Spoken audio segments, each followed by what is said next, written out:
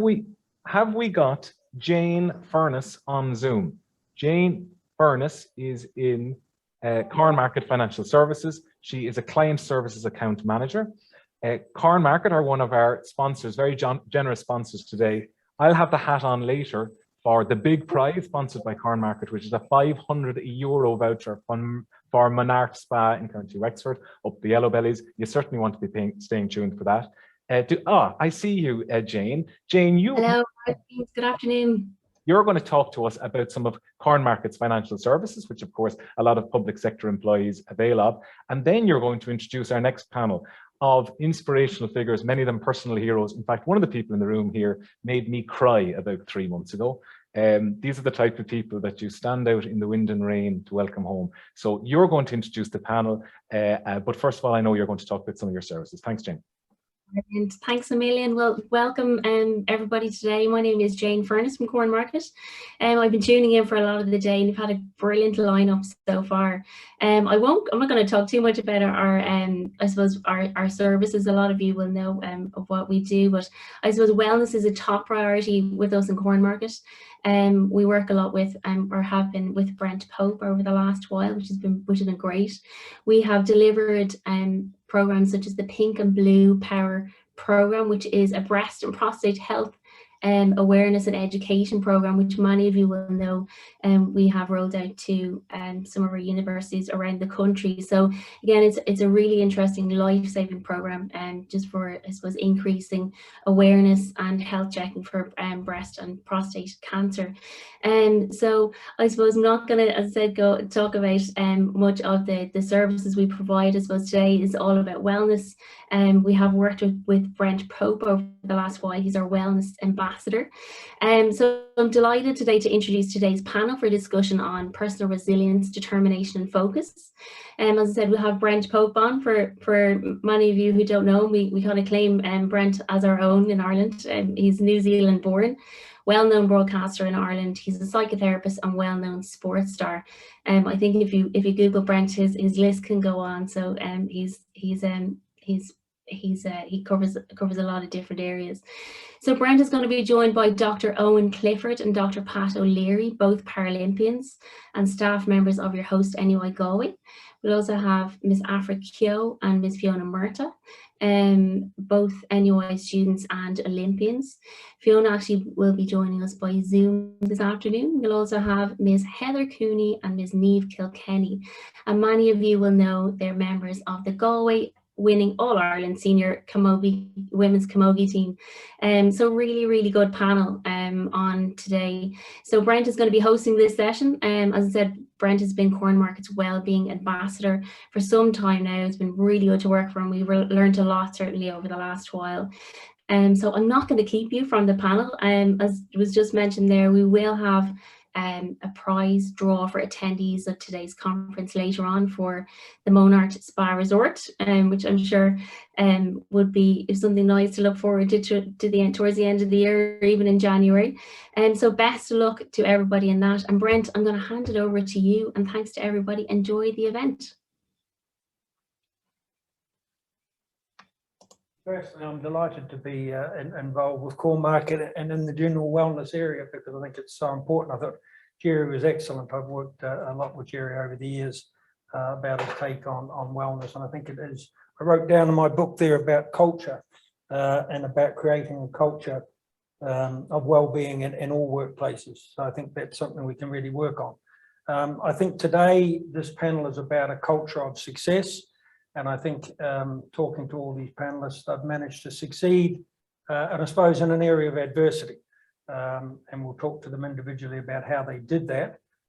It's also a panel of excellence. So I congratulate you all. I don't think there's enough time to speak about your achievements over this period of time, whether it's Olympic medals or whether it's winning the All-Ireland or achievements of even going to the Olympics. They're all achievements that people don't get to, I suppose, to witness personally. There's a lot of tries out there, but people don't often get to the level you've got to. So today, we don't have a lot of time. So if there's any questions, we can probably try to take them at the end.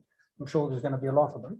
But we'll start off to give it some flow. I just thought I'd start off with with the Paralympians about, I suppose, creating that culture of success, what difficulties you had during the year and what you had to do to overcome those difficulties. But today is about resilience, really. It's about working through those tough times, how you come out the other side, how you kept achieving, how you kept building friendships, how you built connections, all those things that Jerry talked about.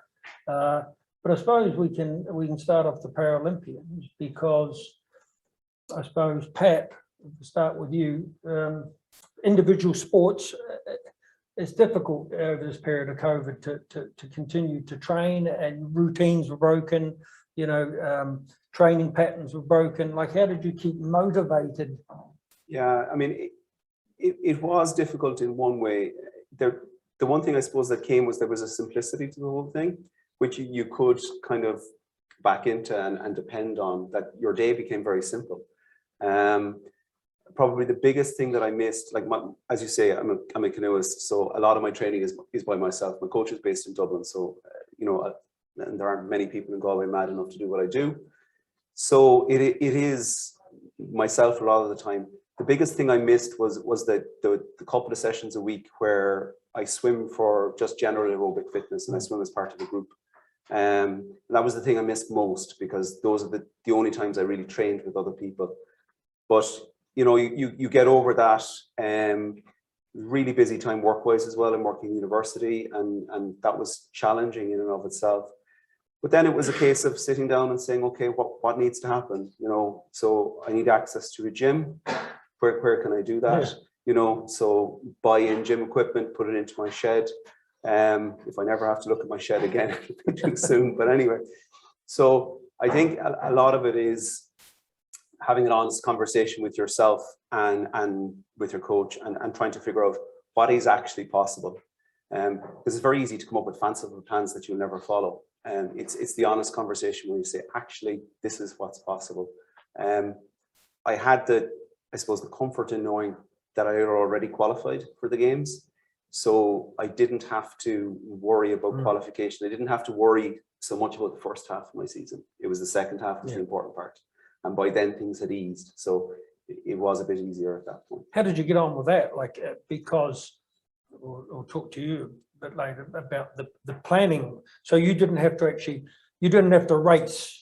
So you could train by yourself. You didn't have to have a series of races. Were you missing out on that competitive situation? I think that the biggest thing was I didn't race at all in 2020, which for me is, you know, and I trust myself that going into a series of competitions, I will get faster as I go on. So the one thing we did in the lead up to Tokyo, because I was under raced, was people came down from Kildare and Dublin to spar with me, and stayed in Cork Village on the campus in IUA, and sparred with me for 2 weeks, and that was huge.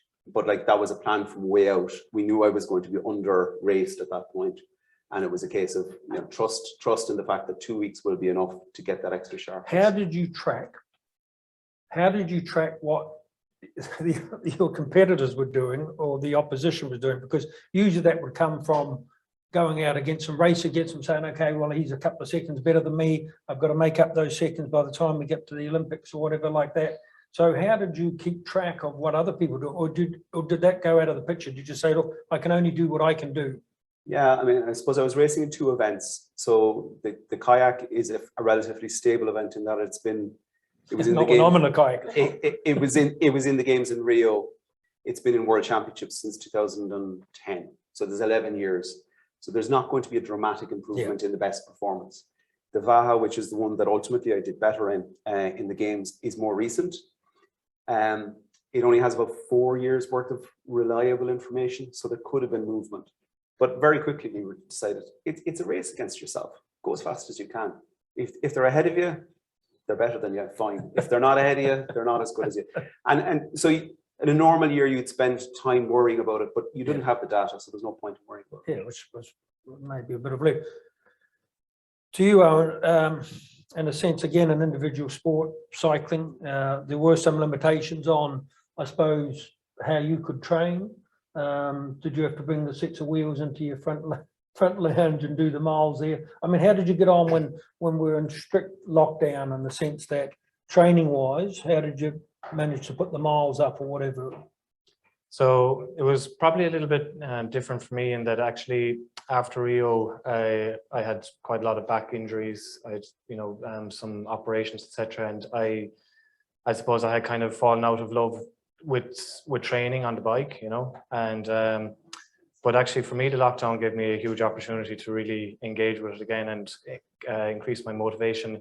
And I should say that I actually had retired after Rio, but over the lockdown period, I started kind of getting fit and training again, and I got back to kind of competing at, we'll say, a national level against able-bodied competitors. For me, the trickiest thing really was I did all my training outdoors. I'm quite lucky. I picked an area with a hilly route, and I just went round and round in circles. I actually prefer training alone. It doesn't bother me in the slightest. The one thing I had to get used to that I found difficult was the transition to indoor training.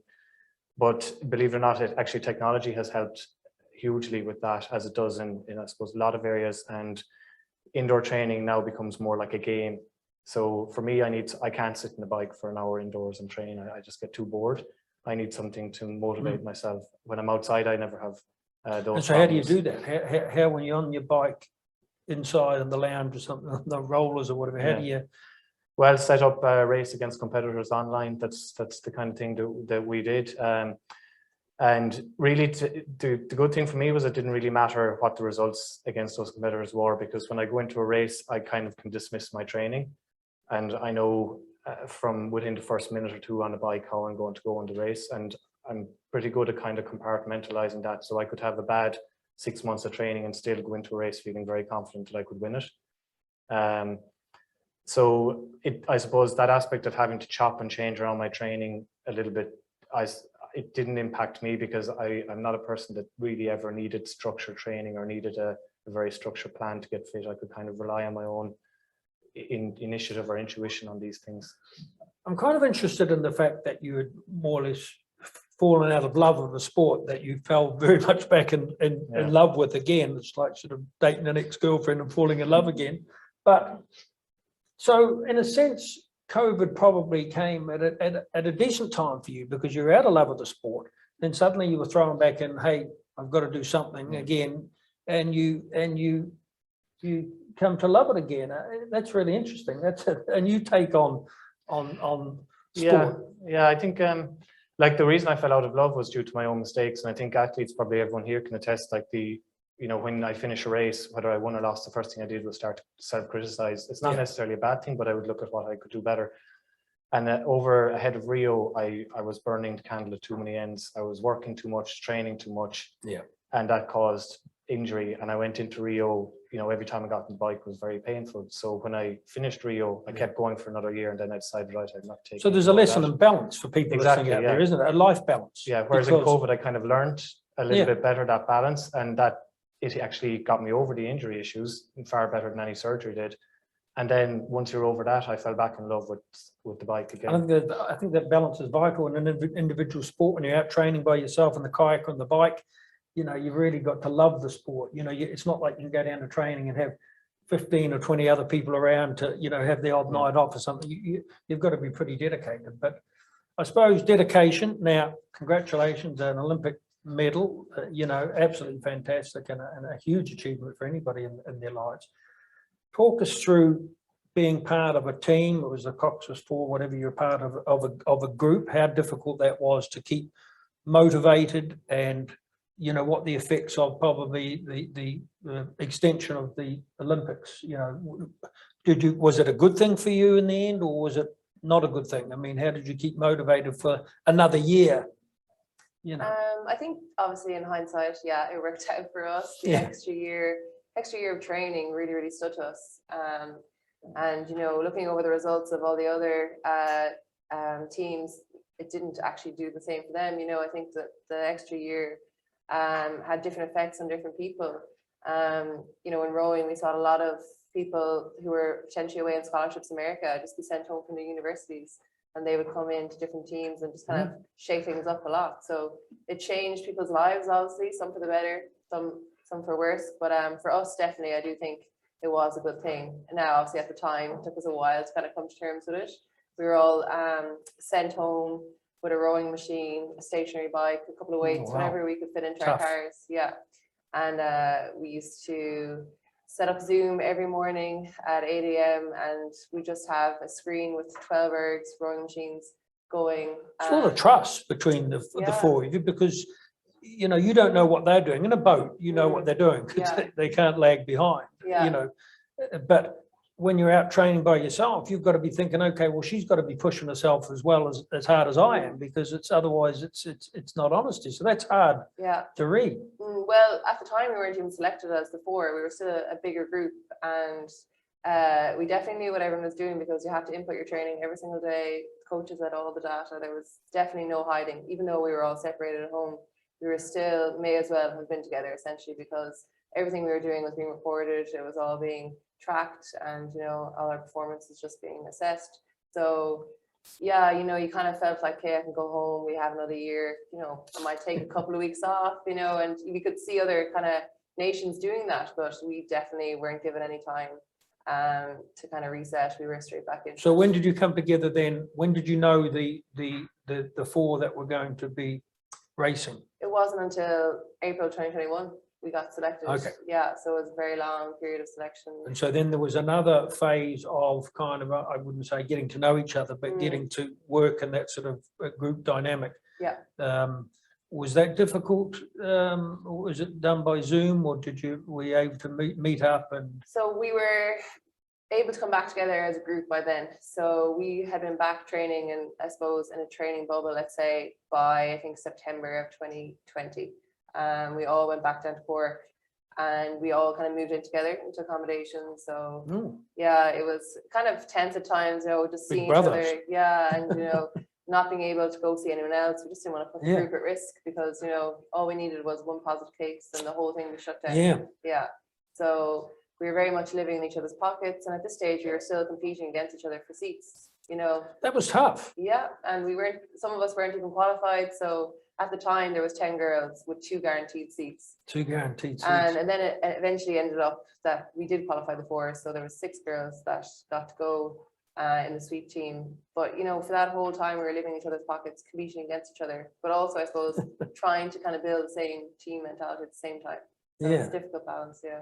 And so what do you think was the secret of success in the year? You know, it's easy to say, oh, well, we trained hard or whatever like that, we prepared, but you know, to win a medal at the Olympics, you've got to be on the top of your game at the right time. Yeah. And we were just talking before about so many people that have gone to the Olympics and won world championships and all these events, just can't get an Olympic medal for some reason. So you had to peak at the right time. That right time was suddenly a year on.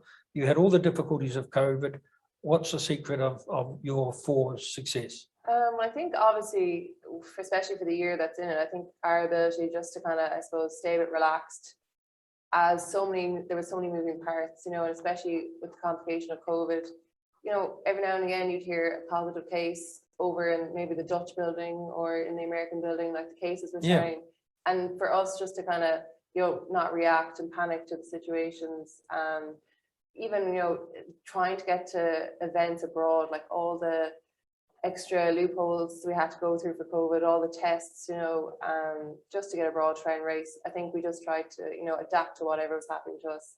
You know, there's a few times we had a few COVID scares and everyone just had to stay in their rooms all day until it was all cleared. And I think not panicking about missing training or all this extra stress is causing, just kind of taking it day by day, I think is really what stood to us. And I suppose, you know, just going to the girls now, I suppose creating Jerry talked about creating a culture of success through teamwork. You know, you weren't all individuals, you come together as a unit, and that's more powerful than the individuals. No good having one rower going at it a different stroke or whatever. So it's very much a teamwork. But I think especially, you know, I suppose come Friday, Saturday, Sunday, at the end of the week, when you're really not feeling those sessions and you don't want to do it, you're there to do it for the rest of your team at that stage, because if it was up to you, you definitely wouldn't be there.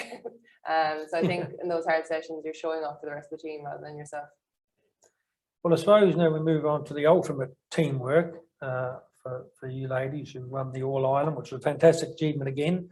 And I suppose it's how did you find the difficulties or whatever, or getting through those? I mean, again, the same question. I mean, how did success come through periods of adversity? Because there's a lot to do with team sports. I played in a lot of teams myself, and a lot of it is to do with the collective is greater than the individual. So you've got to build that camaraderie, you've got to build that team spirit, you've got to build that trust in each other. And that's difficult to do when you're not able to train the same way, you're not able to maybe have the same input from coaches and stuff. So talk to us a bit about the preparations or whatever, or how you continue to train through the periods of time, or be in touch with coaches, or be in touch with the other players on the team to build up those things that are so important in teamwork. I suppose with us, well, one thing that I personally realised is that I wouldn't be a very good individual athlete anyhow. I got the during exact same. COVID. I admire you guys. Yeah. You know, we had just finished the league in 2020, and I think about 2 weeks later we got word that, you know, everything was to a standstill.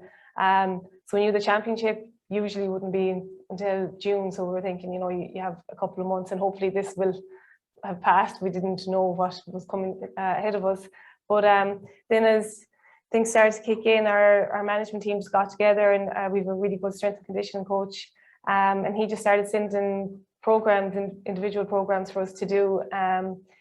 Tough time. Yeah, so running plans. We didn't have gym equipment, so you're trying to do kind of body weight exercises just to keep muscle mass. But then you kind of, you know, you might meet up with a few who are close by on your GA pitch, but they closed then, so you were definitely by yourself, and you had to go out to the backfield and start running around. I think the neighbours thought you might be losing your mind trying to do these running programs that was sent to you. But you know, it was a very unusual time, like for everyone else, and I suppose it did question you. You questioned yourself, you questioned your motivation at times. You were trying to get other family members in to bring you along, but it also brought a bit of structure to your day also. You know, we were given these plans, these certain number of running sessions to do, or body weight sessions to do, and it gave structure to your day, because, you know, we didn't know how long we were going to be in lockdown for. And you know, with the whole team morale, it was difficult obviously at the time, but I suppose like everyone else, Zoom became everyone's best friend, and we were, you know, the management were organising meetings through Zoom, or the girls themselves would be organising Zoom quizzes just to keep a bit of team morale going. And thankfully we did get the chance to play our 2020 championship. You know, there was a lot of uncertainty, but it was at a different time of year than what we'd be used to. Like we played Kilkenny in the All-Ireland final in December 2020, and then we lost to them, and 9 months later we played Cork in the 2021 All-Ireland final, which we were thankfully successful in. So, you know, it was two very different times of preparation, and I think one thing that we missed a lot was our supporters. You know, playing in Croke Park in December, you know, cold winter's night, it was actually had this very eerie feeling about it. There was no one there, there was echoes. Whereas when you compare it to September gone, it was the minute you ran out onto the field, it was just the noise and the feeling, you know, everyone's back supporting you. It's what we missed, it's what our family missed, our supporters missed. So it made it extra special as well. Yeah, how did you keep the dream alive? That's a really good point, because even watching the rugby, I lost interest in the game because there's no supporters there. So how did you keep motive? Because obviously the goal was to go one better than you'd done the year before, or whatever, in the sense to win. So how did you keep that kind of motivation up and keep, as a group, keep going, plowing through those trainings and those no crowds and saying, look, we want to achieve something here, this is how we do it? Yeah, I suppose there was as Niamh said, there was a level of uncertainty early on whether something was going to happen, whether a championship was even going to happen or not. But I suppose you just hoped, and you kept training, and you were hoping that what you were training for was going to eventually come about. And I suppose it's keeping in touch with the girls. It's everyone being so determined and focused that keeps you driven. As I said, I admire the guys being individual athletes. For me, I seriously miss that camaraderie, that drive from everyone else. Yeah. And I think having everyone driving, staying positive, keeping focused, okay, no, this is going to happen, and you don't think too much about it. I suppose you train and forget giving these programs, and you just do what you have to do to get where we are hoping to get. And like that, we were lucky, although it wasn't the time of year where we choose to play a championship, we still got to play it, which is fantastic. And I suppose we fell short that year, but then I suppose you come back the year after, things are still a little uncertain in that, but we did get to go at it again. Now, unfortunately, I got injured this year, so I was kind of unlucky. I got injured during the summer, but it was great that finally, I suppose, all the hard work and determination, it was almost from the 2 years really, because there was a lot of individual work. There was a lot of those runs on your own in the field. You feel, oh my God, what am I doing this for? There was plenty of days where what did you miss the most? You know, when you're there training by yourself and doing your body weights or whatever, or your runs and that, what did you miss most about? Was it it seems to be yours was the camaraderie, the team spirit, the going to training, to meeting the girls, to having that sort of side of it. 100%. That for me, that's what it was. It was that camaraderie. It was, okay, you're going, doing whatever, running. People pushing. People pushing. People push you. Like I missed that. You're on a, or you don't have any sprints or tempo runs or whatever it is. The people next to you push you, and you're doing it, as Afric said. There are times when you're not doing it for yourself, you're doing it for every other girl in that position. So definitely for me, it was the camaraderie. It was even the chats before training and after training. There was that level of, I suppose, socialization that you get out of your sport as well. It's not just about it's not just about achieving. No, it's very much element as well. Yeah, very much a part of that for a lot of people, including individual athletes.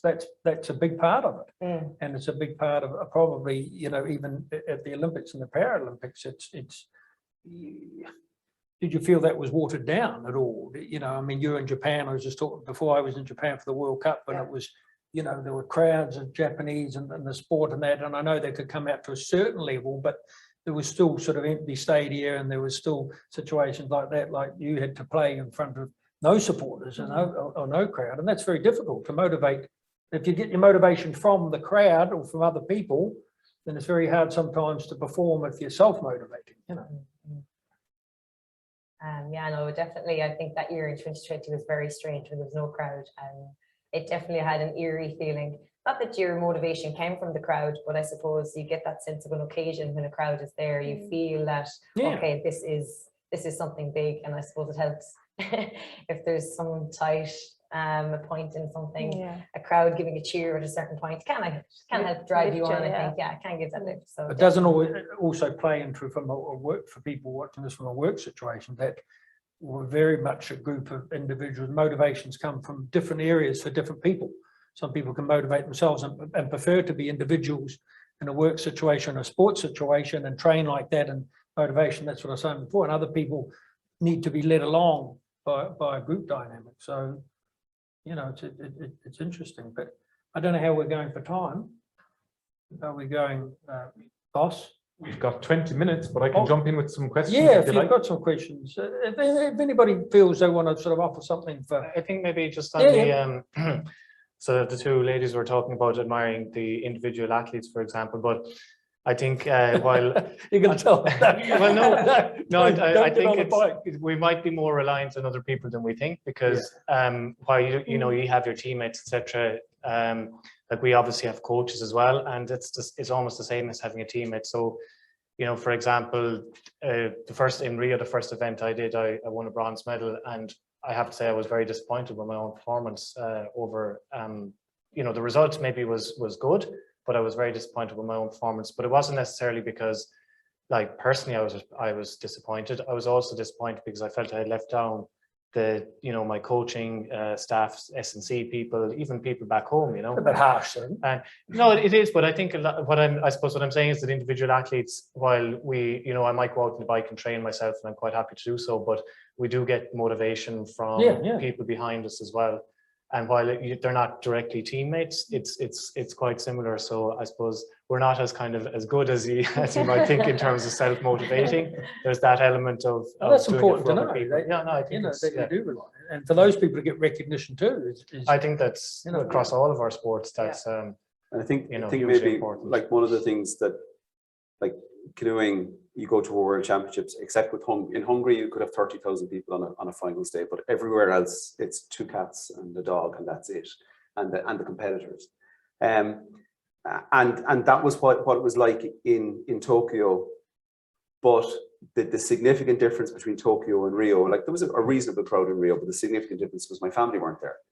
And that was, they're the only people I care about being there. So that, like, they've contributed so much to the journey that they didn't get anything back. Yeah, they didn't get anything back. Well, they got something back, but they didn't get, you know, my 2 kids are into anime. They wanted to go to Japan, you know? So like, whereas we are self-motivated, there is lots of stuff feeding this. It's the same things are feeding in all of the time into individual journeys as well as team journeys, you know? No, I mean, a lot of sacrifices were made, I'm sure, like, for yeah, families. And like my parents drove me in out of training for 10 years, and they've been talking about going to, initially we were talking about going to Rio. I didn't make Rio, and then it was like, okay, Tokyo, and they were saving up obviously for this big trip, and they've been to every world championship that I've been to. And then when the time came and I actually started, like obviously 2020 and 2021, we won 2 European medals. We won the last chance qualification regatta. So every regatta I've had actual success in, they weren't there. And I was starting to kind of mess around being like, well, you're obviously jinxing me this whole time. So that's it, you're never coming again. so that's it. I mean, now, what now? Like, okay, you've achieved something, you know, you go down, you know, sort of legends in the sport and the photographs and the reunions, all those sort of things that go with winning an All-Ireland or something. But what now? You know, you kind of reached the pinnacle. How do you stay motivated? Is it because you want to do it again? Is it because you want to better yourselves again or take things to a new level? What's the motivation now, you know, when they've got a bit more freedom out of COVID? You know, what's the motivation look like for you for this season? And I suppose every season you kind of you start off with your aims, what maybe your personal, and then as a team, and obviously your main one is always to win All Ireland, but it's, you know, how to better yourself again. Even though I know we are after winning, but obviously when you're at the top now, everyone's going to try and beat you and knock you down. So we know as a team, we should try and raise the bar again, another level. And that just takes, as you said, you know, with Camogie especially, I've been playing for a few years now, but it's just a game that has really grown and developed. And even in terms of, like, the past 3 years was our first exposure to strength and conditioning, even you know, things like video analysis. All these things are coming into practice now. become more professional. Yeah, It's a whole new exactly. level completely than what we've experienced Yeah. in our career. And you know, we could see it in our performances that, you know, you're analyzing your game, you can see where you need to improve. So I suppose for the year going forward again, it's trying to touch in on that again and see where we can. Considering you come together as a team, did you find that COVID actually brought you closer together as a unit? Or what I mean by that is not all team units go well. You know, you've got mixes of personalities, you've got different people that want to argue, there are different people that come up with different things. Not everybody gets along, put it that way. Yeah. Did you find that having less time in that kind of environment actually possibly strengthened the unit a little bit or not? You'll get on famously, do you? I think we do get on pretty well. In fairness, I think we do, but I thought you wouldn't say anything else anyway, but, you know. I found coming back from training individually and feeling like you were on your own, albeit with Zooms and whatnot, finally coming back to the collective was just such a relief. I remember getting up for training, didn't know what kind of morning it was. It was to be able to go training again with your group and with your coaches doing your training in that pitch, that you're not in your own field out the back. I think it gave us a sense, well, it gave me a sense of, okay, this is great, we'll go at it again, and I suppose even heightened your excitement for the game. That's what I found anyway. That it was just, yeah, I'd agree. I think I'd agree with that. When signing was on, we had more contact together as a team in the year gone by in 2021, and we were successful. We didn't have as much contact in 2020, and we fell short in the All Ireland final. And as you said, though, you know, it is part of it, the motivational side, the camaraderie, being part of a team. You know, you want to be bettering yourself all the time, and no better way to do it when you're seeing the girls beside you train, that, you know, you push each other on. So yeah, I think definitely it helped us Okay, being back together. I'm just going to go through you all now. I'm not going to put you on the spot. Well, I am going to put you on the spot. It looks isn't like it? you are. I'm going to, because people watching this have an interest in sport. They also have an interest in daily life. They also have an interest in a lot of things going on. So it may not resonate with them from a sporting view. They might say, well, look, I'm quite happy to be an armchair supporter or something. What are the kind of principles of success for you that can extend past the sports, whether it's a balance in your life, whether it's, focus, or just what are your sort of nuggets of how you've got to be where you are successfully on the sports field, but, pretty much successful in a lot of areas, Well, I suppose What's important to you?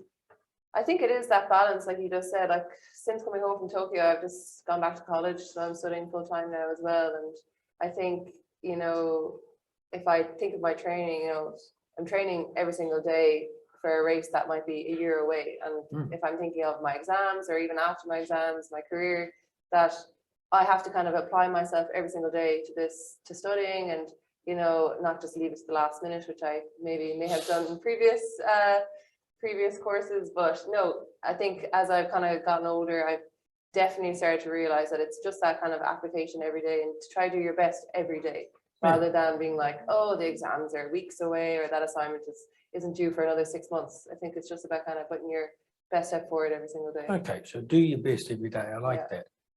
Okay, if you, I want you to focus on falling in love again, not necessarily but personally, but falling in love again with something, be it work, be it relationship, be it whatever. Because by the way, there's plenty of people that have had to spend time with people over the last couple of years they haven't particularly wanted to, and that's been a huge. I shouldn't be laughing. It's become a huge problem area. But so that fascinated me because you were sick of a sport.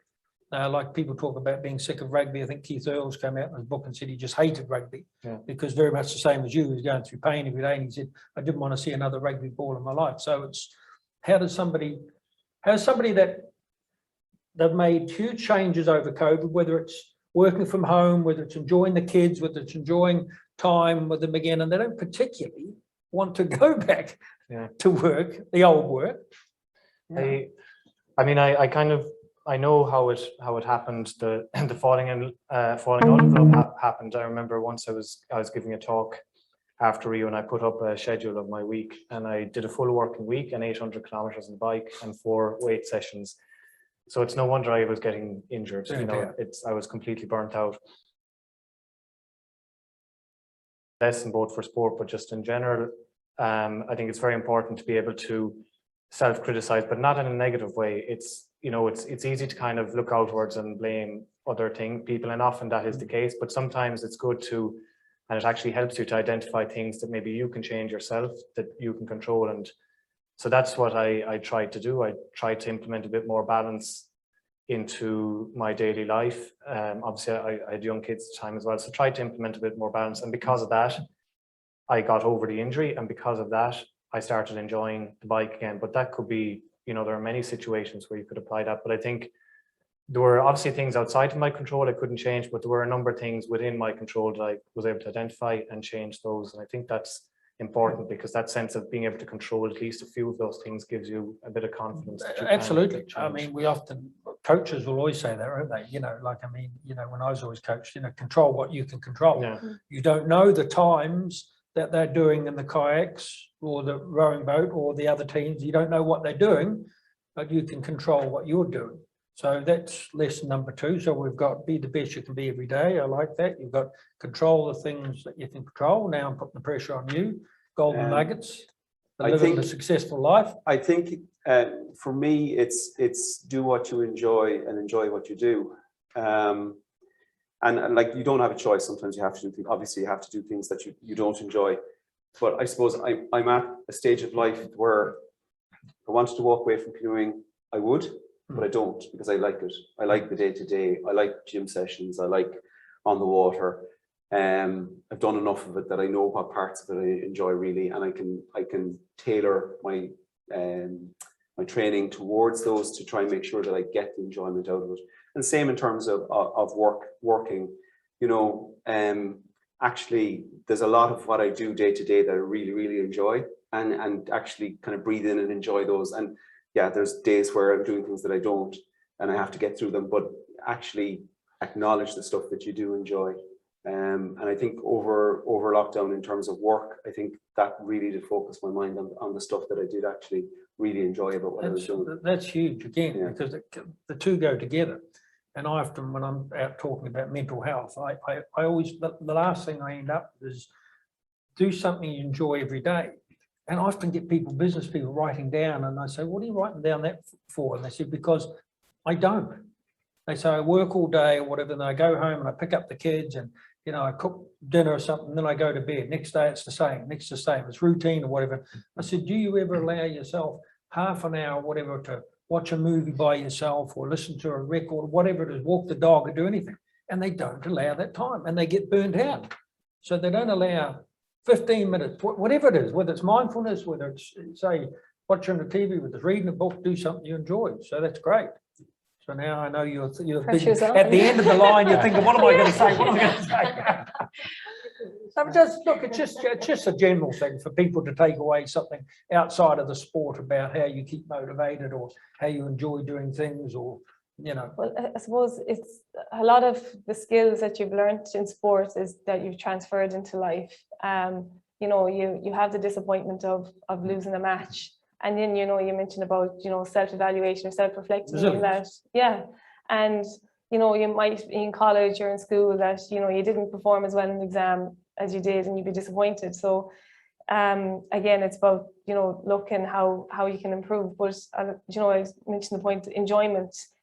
I definitely agree with that. You know, if you're not enjoying what you're doing, then, you know, it's an uphill battle. And also, as being a secondary school teacher, and Afric mentioned a lot about balance, we do see that a lot of students, when they get into leaving cert, that they want to quit sport completely, and they could be really good athletes, but you're trying to encourage them, you know, that balance is key, and that, you know, you can learn a lot from sport that you can bring into to life as well. Lose a lot of top sportsmen, sportswomen along the way at that age group, by the way, you know, that drop off and go to university and take up drinking and whatever, those things, rather than the sport. But I think, again, it all plays into this kind of control what you can control and do something you enjoy. If you don't enjoy your work, or you don't enjoy it, change it, or maybe do something else. So many people get stuck in a rut of saying, look, I'm doing this time and time again, I don't enjoy it, I hate it, it's routine and stuff like that. Change the routine, do something you control. So the last word now. So we've had be the best you can be every day, control the things you control, do what you enjoy, and also, I think, you know, use the skills that you've learned from, doesn't necessarily mean to be sport, but life skills to apply change in your life, you know. I suppose, well, this year, having gotten injured, my focus shifted slightly. I found myself back in a position where I have to kind of work for something that I originally wouldn't have been working towards. But if you want something, if you really, really want something, I suppose doing something small every day, you're not going to climb a mountain the first day, but if you do something small every day, it might be those small little exercises that you feel are very meaningless and how could these possibly contribute? But doing small little things every day to contribute, as Afric said, to something down the line, I suppose you will get there eventually, and it's just staying focused and determined in doing those small little things to maybe eventually climbing the mountain down the road. I think that's great, and I'll tell you why. Because, you know, as a psychotherapist and that, I came up with a kind of an anagram that I use for my own life, and it's MACE. It's nothing to do with the supermarkets, and it was every day. It was mindfulness, achievement, even though little achievements. You know, set yourself little goals or whatever that you can achieve. Communicate with different people and enjoy.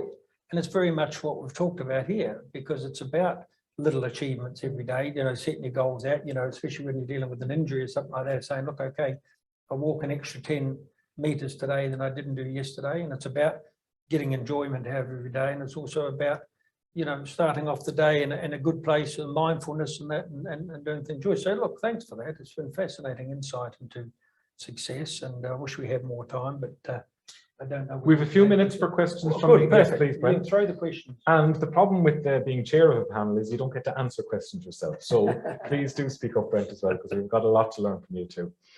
One cracker of a question came in from Fidelma in Trinity. And the question is, which is more motivating or inspiring, winning or losing? I thought it was a count. Yeah, I didn't quite understand the question until I thought about it for a few seconds. Because when you lose, you have to pick yourself up and reflect on how to improve. So maybe would anybody like to, including yourself, Brent, like to jump in on that? Which is more motivating, losing or winning? I can say that I was more motivated by the fear of losing than by winning. So I got over winning very quickly, and I got over losing a lot less quickly. So winning is more motivating, but I was more sometimes more driven by the fear of losing than actually winning, which might sound strange, but it actually worked. No, it's not. It worked for me. I don't think it's about, well, okay. I don't think it's about winning or losing. I never evaluate on the basis of winning or losing. I evaluate on the basis of performance, because I'm in a lane sport, and I could do my final of the Paralympics in a blind alley, and I would know at the end, have I done everything I could? So like I missed out by 0.15 on a medal. I was like, I didn't have 0.15, so I walk away happy. I could have done the race and got a medal and think, actually, I could have gone quicker, and I've been disappointed with that. So I think you have to evaluate on your performance more than, well, certainly sports where you don't have a control of the outcome of other people. You know, it's important. Yeah, I think definitely, like similar to when Owen said about his medal in Rio. I mean, yeah, we won our medal in Tokyo, and we were the first women's rowing medal, first medal of the games, and you know, everyone was on such a high. But you know, after the ceremony and we went kind of into the team room together, we had an honest conversation that we weren't really happy with our performance. And we had raced the Australians who won the gold 4 days before that, and we were 0.2 seconds off them. And after that race, we felt we could have beaten them. Here's what we need to change, and so on. And then a few days later, we were 5 seconds behind them. And you know, you have to kind of be honest with yourself and say, we you know, if we had performed to the best of our ability this morning or with that day, we could have won the race, and we didn't do that. So you know, medal aside, obviously, you know, it's an amazing achievement. We're all really, really proud of it. But I think it is about your performance as well at the end of the day. Thanks, Epic. Next time you'll be bringing a gold medal on a double-decker bus out the coast road. You were the one who made me cry. I'm actually more like Owen. You know, when I was playing, I was so scared of losing, and I think it comes from a place. For me, it came from a place of not having enough confidence in myself. I would have loved to have had your attitude, but I would have loved to have had the attitude that, you know, I've done as much as I can here. I've trained as much as I can. Then I'm in a place, but I never could find myself in that place. I mean, in rugby matches, when I was out of the game, I would go in and I'd lie on the ball to get kicked and stomped, so I'd be in the game. You know, that was my motivation, and it was a motivation of I always had to keep self-motivating myself every minute of every game. It was a case of, you know, you've got to make more tackles than the next guy, and you've got to make all those things. And I know that can seem like a winning kind of a mentality, but it wasn't actually. When I got to win things, I didn't get the same reward from them. I didn't get the same feeling as I did from pushing myself to say, look, I'm not going to lose this match. I'm not going to be bettered by this guy. I don't care how many caps he's got or what sort of All Black great he is. I'm not going to bow down to him on this particular game. But then when it happened, I sort of thought, oh, the balloon sort of gone out of it, you know. I actually, just very quickly on it, I have a story from Rio. So in the first event, as I said, I won a bronze, and an Australian guy had won the gold. And in the second event, which was a longer event, more endurance, it suited me better. He started 2 minutes ahead of me at the time trial. And you would rarely catch an athlete for 2 minutes. But when I started the race, I knew I was, you know, on fire. And about halfway through it, I could see him ahead of me. And I said, right, I'm going to catch him, and I'm going to look at him as I'm going past him. It was really stupid. I was so annoyed that he had beaten me. So I caught him, but I caught him going around the bend. And what did I do? As I went around the bend, I dropped my chain, which meant I had to get off the bike. My mechanics had to fix it. Now I ended up winning the race. But it just shows you that the fear of losing motivated me, but it actually, in a way, sometimes got the better of me, that I wanted to kind of you know, prove something which was a bit silly, you know, in hindsight, obviously, but anyway. So, folks, we have to wrap it up there. There was a heated debate in the comments as well about whether, Pat, you're a Cork hero or a Galway hero. And I hope you don't mind saying that he's all of our hero, or will be, in the new role he's moving into. Am I allowed to say, Pat? You are, yeah. Yeah, so Pat O'Leary has been appointed, or will soon become, the National University of Ireland Registrar, so replacing Tracta Halpin. So we're very lucky that somebody with such extreme focus, determination, and performance is in such a role leading at leadership level in the IUA. So congratulations. Okay, folks. So if